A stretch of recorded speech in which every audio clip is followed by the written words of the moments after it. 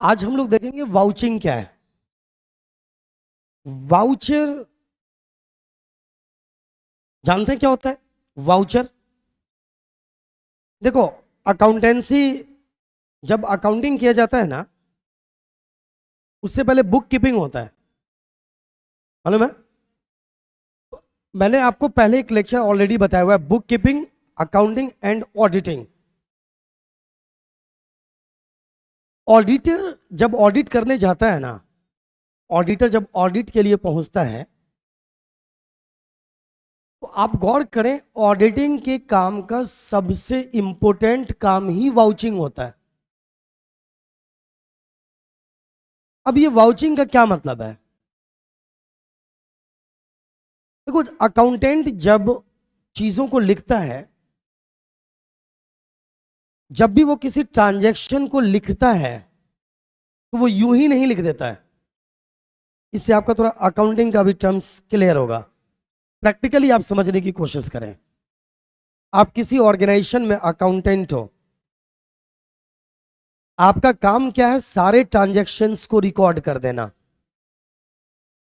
जितने भी लेन देन हो रहे हैं ना, उन सभी लेन देनों को, जहां पे मनी का इन्वॉल्वमेंट आ गया, उन सभी ट्रांजैक्शंस को आपको लिख देना। ये आपका काम है। अब मान लीजिए गुड्स परचेस किया गया, बेसिक वे में समझिए, बिल्कुल गुड्स खरीदा गया। अब गुड्स खरीदने आप नहीं गए हो, गुड्स खरीदने वाला व्यक्ति कोई और ही होगा। उसका ऑथराइज्ड पर्सन, परचेस डिपार्टमेंट ने गुड्स खरीदा और इसका जिम्मेदार परचेस मैनेजर है। देखो, कोऑर्डिनेशन तो होना ही चाहिए, कोऑर्डिनेशन के बिना काम चलेगा नहीं। अब है क्या कि परचेस किया गया गुड्स, अब आप, बताया गया आपको कि 50 लाख रुपए का गुड्स खरीदा गया। आप लिख लो। आप लिख लोगे? नहीं लिखोगे आप तभी लिखोगे जब उसके साथ, एकदम साधारण भाषा में कहें तो, एक रसीद दिया जाएगा आपको। अंग्रेजी में उसको रिसीट बोलेंगे, है ना? जब भी आप किसी से सामान खरीदने जाते हो, खरीद कर लाते हो, तो आपको उसका रिसीट प्राप्त करने का अधिकार होता है। आप कई बार नहीं लेते हो, मत लीजिए आप। लेकिन जहां अकाउंटिंग होना होता है, वह रसीद ले या ही जाता है, लेना ही होता है। तो 50 लाख का गुड्स खरीदा गया, आपको बता दिया गया कि इसे लिख लो अकाउंटेंट साहब। आप लिख लोगे? नहीं लिखेंगे आप कहोगे ठीक है, 50 लाख का जो गुड्स है ना, जो आपने अगर खरीदा है, तो इसके लिए आपको एक रसीद मिला होगा, वो दे दीजिए। उस पर लिखा हुआ है 50 लाख। आप इस टेंशन में मत आओ कि सही में 50 लाख का खरीदा, ये ज्यादा अमाउंट है तो नहीं है, कम का लेकर ज्यादा तो नहीं लिख दिया। इतना ज्यादा टेंशन आपको नहीं लेना है। आपका जो काम है बस उतना ही कीजिए। आपको रसीद दिया गया ना, जिसमें 50 लाख रुपए का गुड्स लिखा हुआ है, इसको आप अब लिख दीजिए, इसकी एंट्री कर दीजिए। और आप क्या लिखोगे? परचेज अकाउंट डेबिट टू, अगर कैश खरीदा गया है तो टू कैश अकाउंट, तो इसको कैश बुक में जाकर लिखोगे। और अगर उधार खरीदा गया है, तो आप क्या लिखोगे? Purchase account debit to supplier account credit करोगे, और इसको आप परचेस बुक में जाकर लिखोगे। और जब भी सब्सिडरी बुक बनाते हो, तो वहां पर एक कॉलम होता है वाउचर नंबर का। मैंने पहले ही कहा, आज आपका वो एक काफी इंपॉर्टेंट लेक्चर है ये, ऑडिटिंग के पॉइंट ऑफ व्यू से भी और अकाउंटेंसी के पॉइंट ऑफ व्यू से भी। इतनी बातों को सीखकर आप प्रैक्टिकली आप आधे अकाउंटेंट बन जाते हो। हमारे सैकड़ों स्टूडेंट्स हमें बताते हैं, बड़ी खुशी होती है कि सर आपकी क्लास को हमने सुना था, हमने इंटरव्यू दिया, क्वालिफाई कर गया।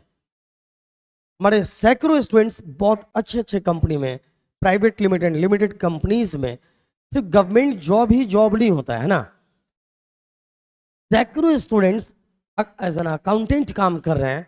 और बहुत सारे स्टूडेंट सिर्फ अकाउंटेंट होकर भी लाख रुपए महीने कमा रहे हैं। मतलब उनका सारी सुविधाओं को मिलाकर 1 लाख रुपए तक की सैलरी अल्टरनेटिवली वो ले रहे हैं। ऐसे कई बच्चे हमारे नॉलेज में हैं। क्या सीख कर जाते हैं, वो बस इन्हीं बातों को कई बार ना बच्चे प्रैक्टिकली नहीं समझ पाते हैं। उनको कहोगे सब्सिडरी बुक बनाओ, बना देंगे। कहोगे वाउचर को डिफाइन करो, रट कर दे देंगे। वो कनेक्ट नहीं कर पाते हैं इन चीजों को। तो गौर कीजिए, आप देखा होगा आपने, उसमें सब्सिडरी बुक में एक कॉलम होता है जिसका नाम होता है वाउचर नंबर, और नॉर्मली उसको खाली छुड़वा दिया जाता है बच्चों को सिखाते हुए। 11th में ही सब्सिडरी बुक पढ़ा दिया जाता है बच्चों को।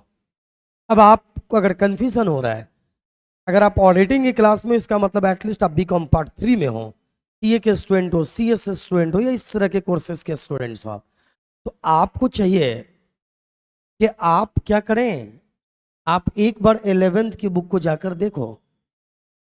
बुक तो रखा होगा ना आप लोगों ने, घर पे जाइए और बुक को एक बार चेक कीजिए। अब जाकर सब्सिडरी बुक को देखिए, फिर आपको कनेक्ट कर पाएंगे। फिर आपको लगेगा कि जो पेड़ हमने कभी लगाया था उसका फल अब खाने को मिल रहा है। नहीं तो बहुत सारे लोग पेड़ ही लगा के छोड़ देते हैं, फल कभी देख ही नहीं पाते हैं, क्योंकि पेड़ उन्होंने ठीक वाला लगाया ही नहीं है। आप समझिए, उसमें जाकर वाउचर नंबर लिख देता है कौन? अकाउंटेंट। परचेज बुक में लिखा तो परचेज बुक में लिखेगा, कैश बुक में लिखा अगर लिखा तो कैश बुक में जाकर वाउचर नंबर लिख देगा। कौन सा? अब सवाल ये वाउचर बीच में कहां से आ गया? तो मैंने कहा वो जो रसीद आया ना आपके पास 50 लाख वाला, वो रसीद ही क्या है एक्चुअल में? वाउचर है। क्या है वो? और हर रसीद पर एक नंबर होता है। अगर आप किसी से लेते हो तब भी उसमें नंबर होता है, और जब आप किसी को देते हो रसीद तो भी उसमें नंबर लिखा होता है। और अगर नंबर कहीं नहीं है तो उसको लिख दिया जाता है, एक नंबर क्रिएट करके लिख दिया जाता है, जनरेट किया जाता है उसको। समझ रहे हो क्या? तो फाइनली आपका एज एन अकाउंटेंट आपकी ड्यूटी ये है कि आप उन्हीं ट्रांजैक्शंस को लिखो जिसका वाउचर आपके पास आ गया हो। तो वाउचर मतलब क्या हुआ? हर वो रसीद, हर वो डॉक्यूमेंट जो उस ट्रांजैक्शन को प्रूफ करने वाला जो कागज का टुकड़ा होता है ना, वही क्या कहलाता है? वाउचर कहलाता है। अब मैं कह रहा हूं, आप अकाउंटेंट हो, आपने वाउचर मिला आपको 50 लाख, आपने उसको लिख दिया। आपकी जिम्मेदारी है कि 50 लाख ही लिखो, 5 लाख ना लिखो, 5 करोड़ मत लिखो, सही बुक में जाकर लिखो। अब उधार गुड्स परचेस किया गया, आपने कैश बुक में लिख दिया। कैश खरीदा गया, आपने परचेस बुक में लिख दिया। ये सब गलत करोगे आप। सही फिगर लिखो, किससे खरीदा गया उसका सही नाम लिखो। ये एज एन अकाउंटेंट आपकी जिम्मेदारी है। ठीक है? क्या ये भी चेक करोगे आप कि ऐसा तो नहीं डुप्लीकेट वाउचर लाके दे दिया? ये भी चेक करोगे आप? नहीं भाई, नहीं नहीं, ये अकाउंटेंट होने के नाते आपकी जिम्मेदारी नहीं है।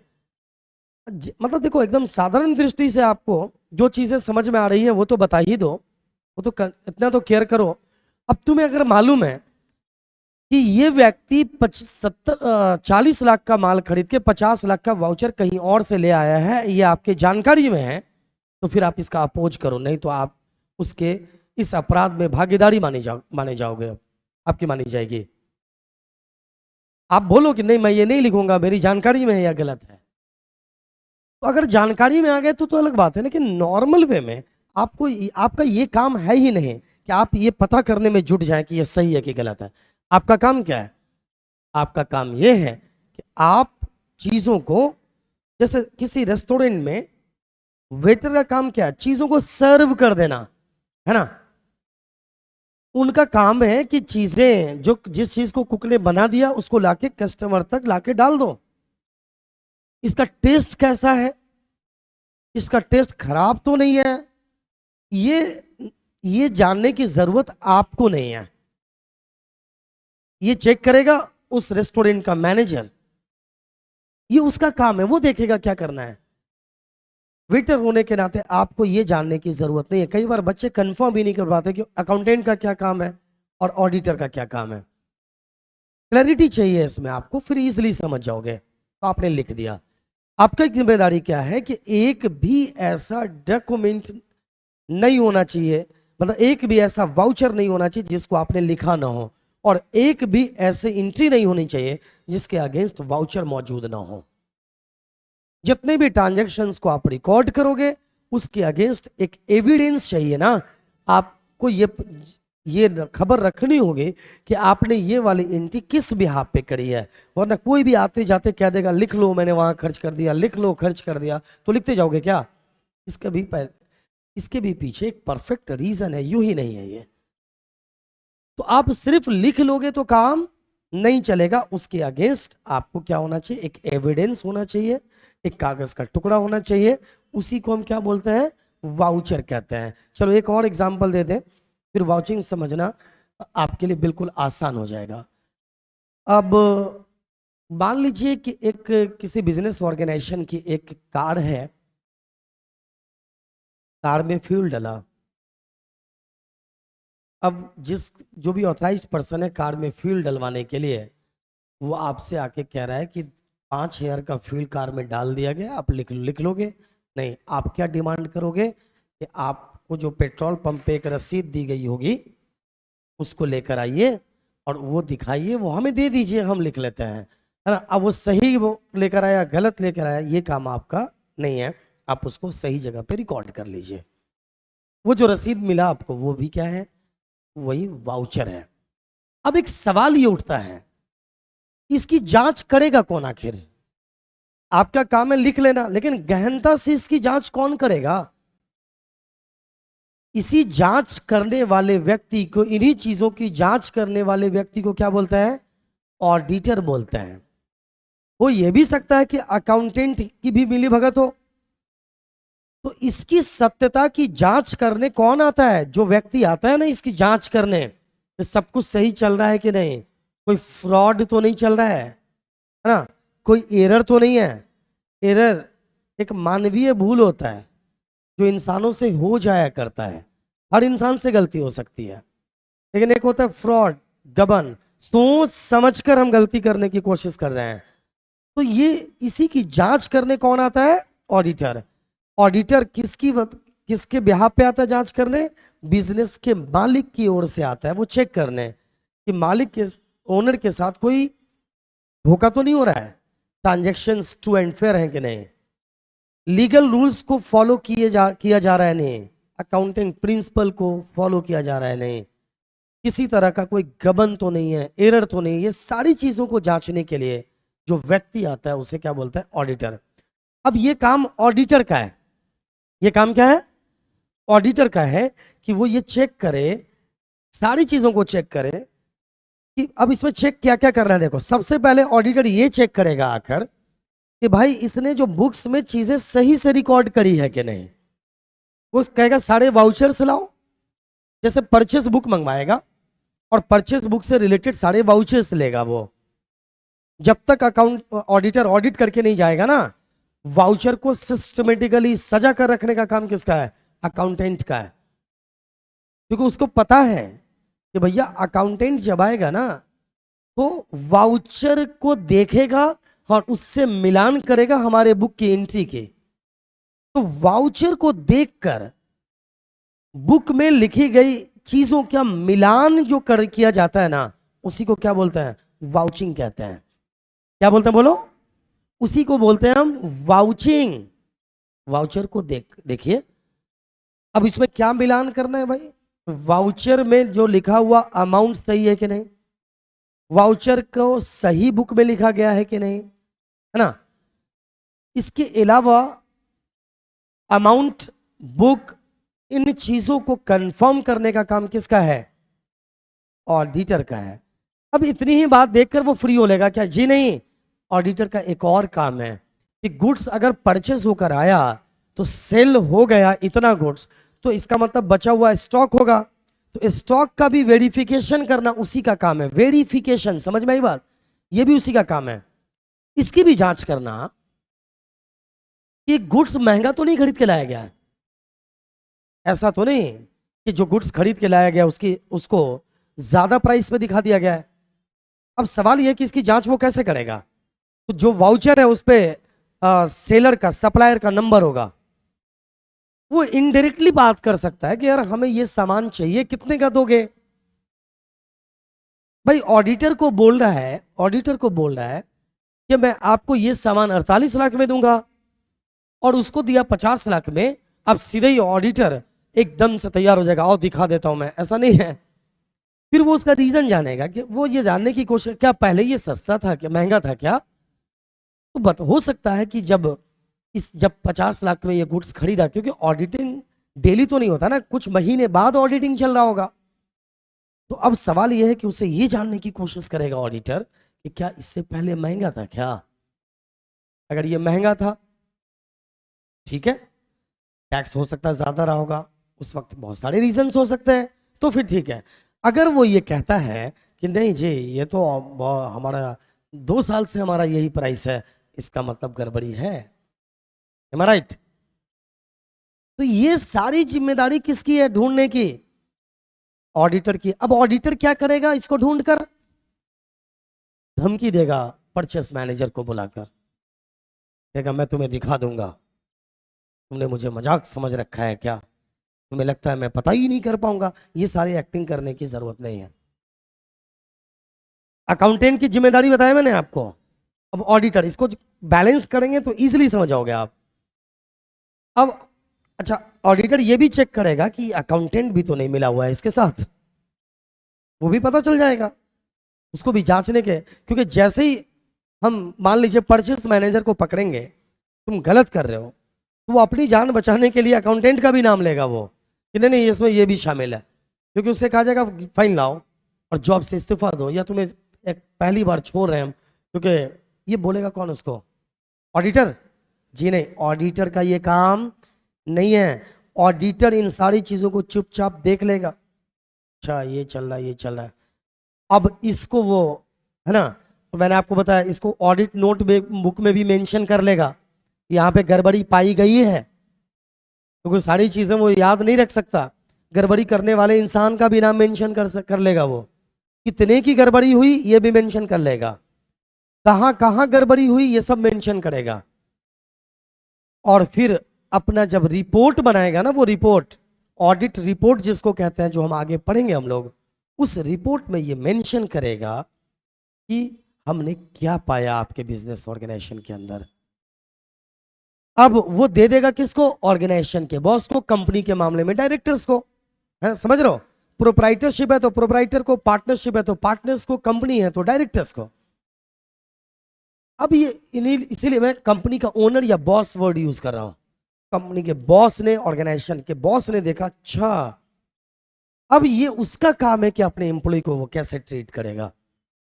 समझ रहे हो, ऑडिटर की जिम्मेदारी समझ में आ गई। तो गौर कीजिए मैंने क्या कहा। अब देखिए, the act of examining vouchers is refers to as vouching. Voucher को एग्जामिन करने के एक्ट को क्या बोलता है, वाउचिंग कहते हैं। उसको जांचना वाउचिंग कहलाता है। आपने एक टिक देखा होगा यूं वाला,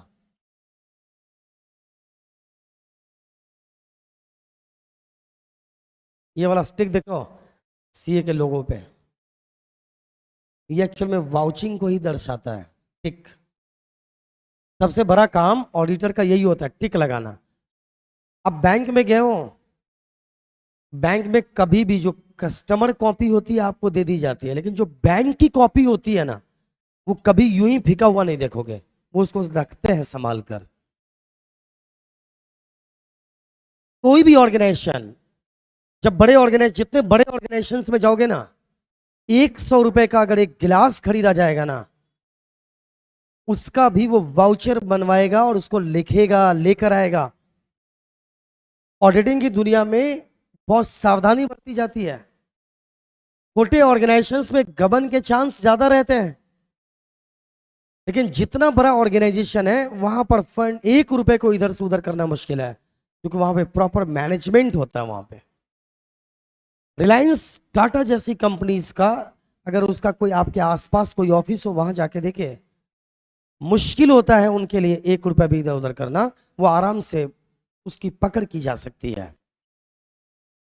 अल्टरनेटिवली मैंने आपको क्या बताया, वाउचिंग का मतलब क्या, वाउचर के एग्जाम जांचना, ये क्या कहलाता है, वाउचर की जांच क्या कहलाता है, बोलिए, वाउचिंग। मेरे ख्याल से बात समझ में आ गई होगी, एनी प्रॉब्लम नहीं।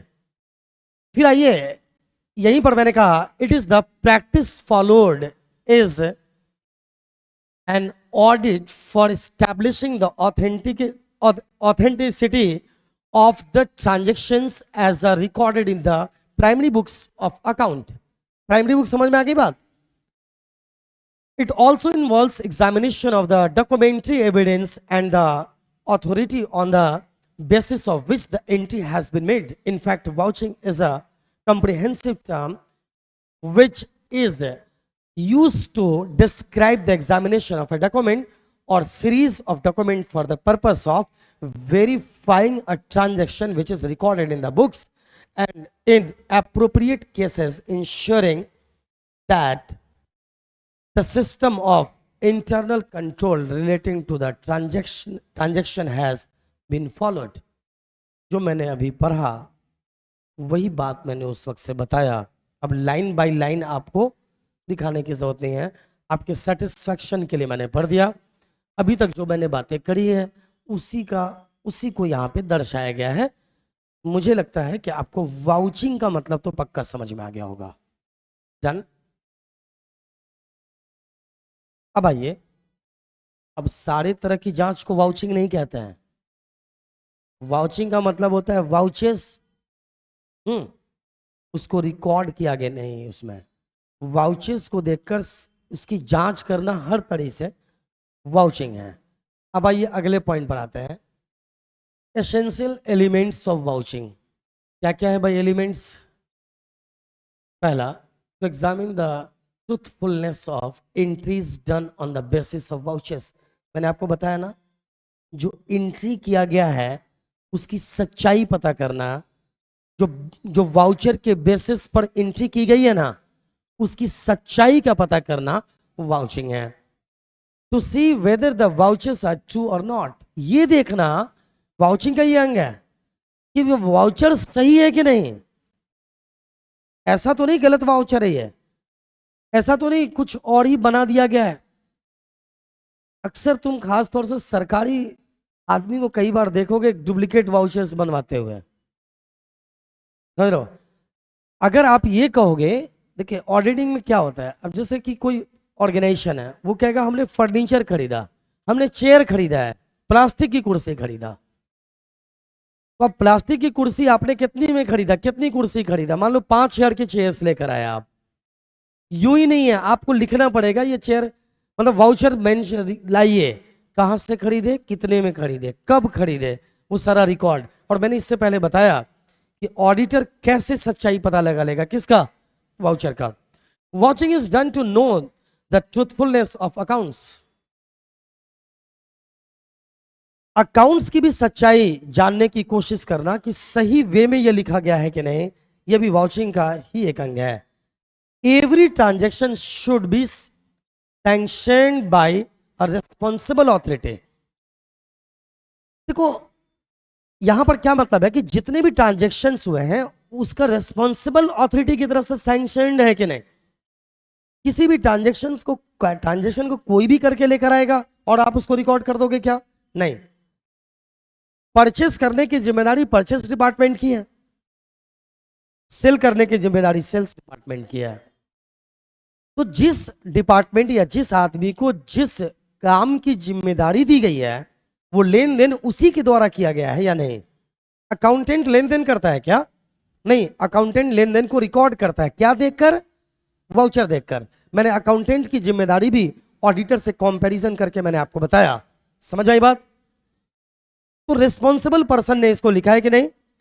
एंट्री शुड बी करेक्ट, वही मैंने आपको बताया कि वो सही लिखी होनी चाहिए, अमाउंट ज्यादा या कम नहीं होना चाहिए, सही बुक का सिलेक्शन होना चाहिए, वगैरह वगैरह. अब आइए, every examination is a part of vouching. हर तरह का एग्जामिनेशन वाउचर से रिलेटेड, ये सभी क्या है?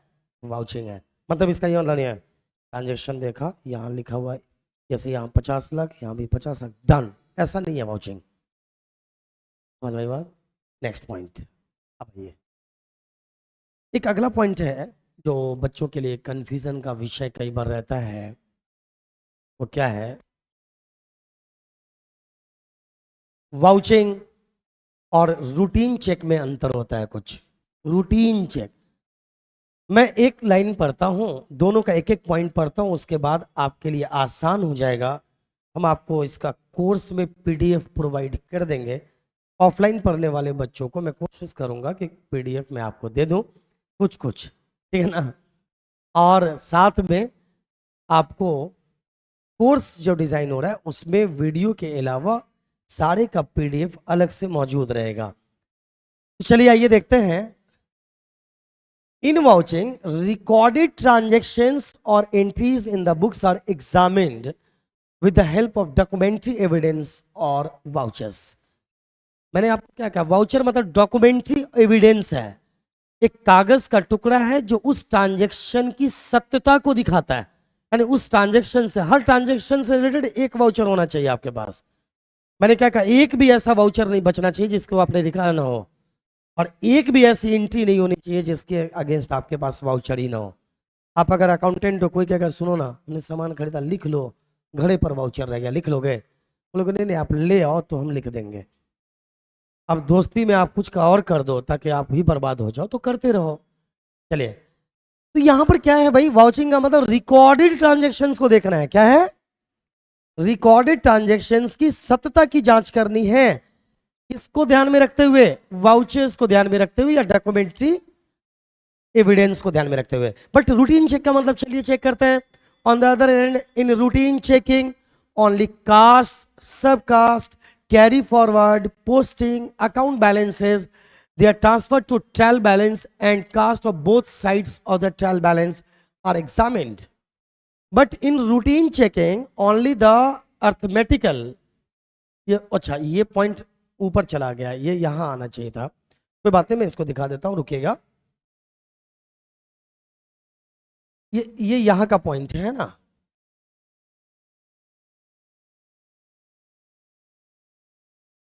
ये यहां है, दूसरा पॉइंट है, ये यहां आएगा दूसरा। तो देखिए अब रूटीन चेकिंग में क्या होता है, रूटीन चेकिंग में ये देखा जाता है। अब रूटीन चेकिंग का काम किसका होगा? ऑडिटर का होगा क्या? नहीं, नॉर्मली अकाउंटेंट ही रूटीन चेक कर लेता है, और कई बार इंटरनल ऑडिटर भी इसको चेक कर लेता है, वो एक अलग बात है, बट इसको ऑडिटिंग से जोड़कर नहीं दे सकते। तो इसमें रूटीन चेकिंग में ऑडिटर का काम रूटीन चेक करने का नहीं, उसका काम, अब रूटीन चेक क्या है ना कि आपको ये चेक करना है कि आपने अकाउंट में चीजों को सही ढंग से लिखा कि नहीं, आपने टोटलिंग सही किया कि नहीं, आपने कैरी फॉरवर्ड सही ढंग से किया कि नहीं, है ना, कोई मानवीय भूल तो नहीं हो गई है। इसको क्या बोलते हैं? रूटीन चेकिंग बोलते हैं। बट वाउचिंग में सत्यता की जांच करते हैं कि कहां तक ये ट्रांजैक्शन सही है या गलत है। इसको साबित करने के लिए जितनी भी एक्टिविटीज की जाती है वो सारी चीजें किसका पार्ट है? वाउचिंग। तो रूटीन चेकिंग समझ में आ गया। चलो एक और चीज देख लेते हैं। In vouching it has to be primarily seen whether a transaction is supported by documentary evidence, yani voucher, whether it relates to the business, whether it is approved by appropriate authority, and whether it has been properly accounted for. इसमें ये check करते हैं कि भाई ये evidence जो हमें provide किया गया वो सही है कि नहीं, ये सही ऑथोरिटी के द्वारा इसको अप्रूव्ड किया गया था कि नहीं, वगैरह वगैरह। इसको हम चेक करते हैं किसके अंदर? वाउचिंग के अंदर। बट यहाँ पे देखिए, but in routine checking only the arithmetical accuracy of the books of accounts and the trial balance is checked. Books of account जो बनाते हैं उसके अर्थमेटिकल एक्यूरेसी को चेक करना रूटीन चेकिंग है। भाई आपने जर्नल किया, जर्नल से आपने लेजर बनाया, लेजर से आपने ट्रायल बैलेंस बनाया, डन। अब लेजर का जो बैलेंस है उसको उठाकर ट्रायल बैलेंस में ले गए। बैलेंस निकालने से पहले आपने टोटल किया होगा डेबिट साइड क्रेडिट साइड।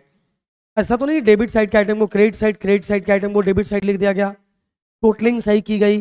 अगर टोटलिंग सही नहीं है तो बैलेंस सही नहीं आएगा, है ना, बैलेंस सही नहीं तो ट्रायल बैलेंस नहीं टैली करेगा। तो इसकी जांच ही क्या कहलाता है? रूटीन चेकिंग कहलाता है। मेरे ख्याल से आगे की चीजों को आप देखेंगे तो बहुत इजीली आप इसको समझ सकते हैं, रूटीन चेकिंग एंड वाउचिंग का डिफरेंस। एम आई राइट? अब आइए अगले टॉपिक पे आ जाते हैं।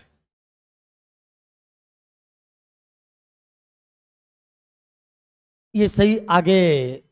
अब चलिए एक और पॉइंट देख लेते हैं। Scope of vouching is greater than the scope of routine checking. अब वाइस वर्सा है, तो यहां पर क्या है, इसका उल्टा कर दो। अब यहां पर कह रहा है वाउचिंग का स्कोप ज्यादा बड़ा है कि रूटीन चेकिंग का स्कोप ज्यादा बड़ा है? कौन बड़ा काम है? वाउचिंग बड़ा काम है या रूटीन चेकिंग? रूटीन छोटा छोटा, रूटीन चेकिंग छोटा सा काम है। वाउचिंग क्या है, बड़ा काम है, तो स्कोप किसका ज्यादा है, वाउचिंग का ज्यादा है ना। अब आइए, इसको आप समझ गए होंगे। एक लास्ट टॉपिक आज की क्लास का है vouch difference between vouching and verification. ये वाउचिंग और वेरिफिकेशन में डिफरेंस क्या होता है, चलिए चेक कर लेते हैं। वाउचिंग तो भैया आपको मालूम है, ये मालूम है। वेरिफिकेशन यहां पे देखो कह रहा है the main object of vouching is to examine the accuracy of the transaction on the basis of vouchers. अब यहां पे कह रहा है देखो, on the other hand the object of verification is to examine the physical appearance of the assets and their ownership। पहले समझो, लिखा गया है कि ऑर्गेनाइजेशन के लिए 1 लाख का सोफा खरीदा गया या फर्नीचर खरीदा गया। कितना, इस एग्जाम्पल को समझ लो, मुझे आगे एक भी लाइन बोलने की जरूरत नहीं पड़ेगी। आप छोटे बच्चे नहीं हो, आप या तो ग्रेजुएट हो या ग्रेजुएट होने वाले हो, इतने लेवल पे आप आराम से इस लेवल, इस स्टेज पर आकर इतने लेवल की बात तो इजीली अंडरस्टैंड कर सकते हो। बस मैं उसी एग्जांपल को रिपीट करता हुआ कि जैसे देखे, ऑर्गेनाइजेशन के लिए फर्नीचर खरीदा गया, वाउचर में लिखा हुआ है 1 लाख, ठीक है। एज एन ऑडिटर आप वाउचिंग कर रहे हो तो आप चेक करोगे वाउचर में 1 लाख है, तो ऐसा तो नहीं है 10,000 या 10 लाख लिख दिया गया है, 1 लाख ही होना चाहिए। कहाँ से खरीदा गया, कब खरीदा गया, इसकी भी जांच करो। ऐसा तो नहीं 70,000 के फर्नीचर को 1 लाख लिख दिया गया। मैंने आपको बताया है इससे पहले भी कि उस वाउचर पे लिखे गए नंबर पे कॉल करके भी आप इनडायरेक्टली कॉल करके भी कंफर्म कर सकते हो कि हमें इस मॉडल का सोफा चाहिए, कितने में मिलेगा। अगर वो प्राइस कम बता रहा है तो आप ये कह सकते हो कि भैया ऐसा है कि यार पहले तो सस्ता था, हमने अपने हमें जहाँ तक आइडिया ये पहले सस्ता था, अभी महंगा कैसे हो गया। तो वो बताएगा कि नहीं अभी पिछले दिनों वाकई सस्ता था, अभी इसका ये बढ़ गया है, प्राइस बढ़ गया है, टैक्स बढ़ गया है वगैरह वगैरह। तो अगर बढ़ गया है, अगर ऐसा है तो ठीक है, या फिर ये कहेगा कि नहीं नहीं तो पिछले 1 साल से हमारा ये प्राइस है, इसका मतलब गड़बड़ी हुई है। इन सारी चीजों की जांच करना क्या है, वाउचिंग है। अब ये सब तो जांच ली है, हाँ हाँ ठीक है, अच्छा अच्छा, तो आपको लगा नहीं नहीं 1 लाख में कहीं सोफा है ये, लेकिन अभी सोफा तो नहीं देख रहे हो ना तुम।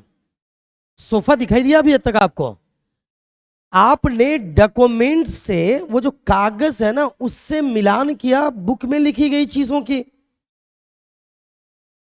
अब मेन बात क्या है ना कि इसको तो तुम मिला चुके, लेकिन पता चला सोफा ही नहीं है। अरे भैया देखो तो सोफा कहां है। हो सकता है, ये भी हो सकता है ना कि सोफा वाकई खरीदा गया, सोफा वाकई 1 लाख में ही खरीदा गया, लेकिन उस सोफा को फिर बाद में बेच दिया गया, क्योंकि उसको पता है कि ये आदमी तो सिर्फ अकाउंट देखेगा, वाउचर देखेगा, चला जाएगा घर। अरे मेन बात पे दिमाग लगाओ कि फिर ये भी तो देखो जाके कि कहां है भाई सोफा, जरा दिखा तो, कौन सा सोफा खरीदे हो जरा दिखाओ। तो सोफा को जाकर फिजिकली देखना अपनी दृष्टि से, दैट इज कॉल्ड वेरिफिकेशन। बात समझ में आ गई है क्या। तो आप जाके फिजिकली चेक करिए, यूं ही कागज को मिलाकर काम नहीं होता है। तो पहला काम फिजिकली चेक करोगे या उससे पहले वाउचिंग कर लोगे, तो पहले वाउचिंग करो, उसके बाद वेरिफिकेशन भी कर लो। जो जो चीजें के बारे में बताई जा रही है ना उसको चेक करो, that is called verification. Physically existence उसका है कि नहीं ये चेक करिए। यहां तक कि पता क्या होता है, कहा गया कि भैया जग गिलास खरीदा गया, जग गिलास खरीदा, क्यों खरीदा गया, पहले नहीं था, हाँ टूट गया। जिम्मेदारी ये भी है कि अगर टूटा हुआ गिलास है, किसी का है मान लीजिए, जैसे चलो ये बहुत छोटा एग्जांपल है, आपने कहा एसी लगवाया है, ऑडिटर को पता है कि पिछली बार तो यहाँ एसी था, फिर कौन सा एसी लग गया। तो अब आपको बताया गया नहीं नहीं वो वाला एसी ना खराब हो गया था, तो नया एसी लगाया हमने।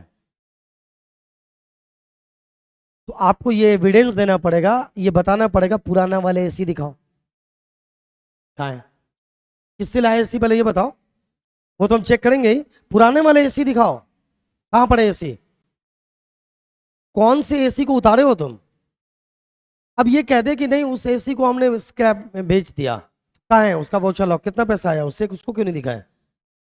भाई हम बेचेंगे तो इससे हमें कुछ पैसा मिलेगा। आप इंडोर आउटडोर को यूं ही बेच दोगे तो कोई भी 5,000 रुपये दे देगा। मैंने अभी पुराना वाला एसी हटवाया ना, तो एक टेक्नीशियन को मैंने कहा कितना दोगे, मुझे बिलीव भी नहीं हुआ, तो उसने बोला सर 5,000 रुपये इस आउटडोर इंडोर का मैं दे दूंगा। बेकार था बिल्कुल वो 20 साल है, करीब करीब वो 12-13 साल पुराना एसी था, उसने दे दिया। तो सवाल ये, इन चीजों की भी जांच करना किस जिम्मेदारी है? मतलब सुनो, ऑडिटर की जिम्मेदारी कैसी है कि आपकी एक दुकान है, अब सोचो अपने दुकान में जाके क्या क्या चीज जांच वांच करने के जुगाड़ में रहते हो, वो आपके भी आप पे ऑडिटर वो सारी चीजें जांचने की कोशिश करेगा। मेरे ख्याल से आपको समझ में आ गया होगा। आइए चेक कर लेते हैं, टाइम के अकॉर्डिंग चेक कर लेते हैं। Last point, the work of watching can be done any time in the year, ये कभी भी हो सकता है, but the work of verification is done always at the end of year when balancing of accounts is over. ये कभी भी होता है नॉर्मली, और ये साल के अंत में होता है। जो लास्ट में जब आप एसेट्स दिखाओगे ना, उसका जाके वेरिफिकेशन करना होता है। चलिए एक और पॉइंट दिखा दें। The utility of working is that it indicates the relevance of accountants with the organization. On the other hand, under verification, it is ascertained that whether any accounts assets with the organization on a certain date and the organization has the ownership on that or not. मतलब ये देखना कि उस दिन इसके ownership में वो चीज़ है कि नहीं। पहले लाइन से मैंने आपको समझा दिया है। जो मैं पहले बोलता हूं किसी भी टॉपिक को समझाने के लिए, कुछ देर जो मैं बोलता हूं, चाहे तुम 500 पॉइंट इसके अंदर बना दो, सारे का सारांश वहीं पर छुपा होता है। समझ रहे हो बात?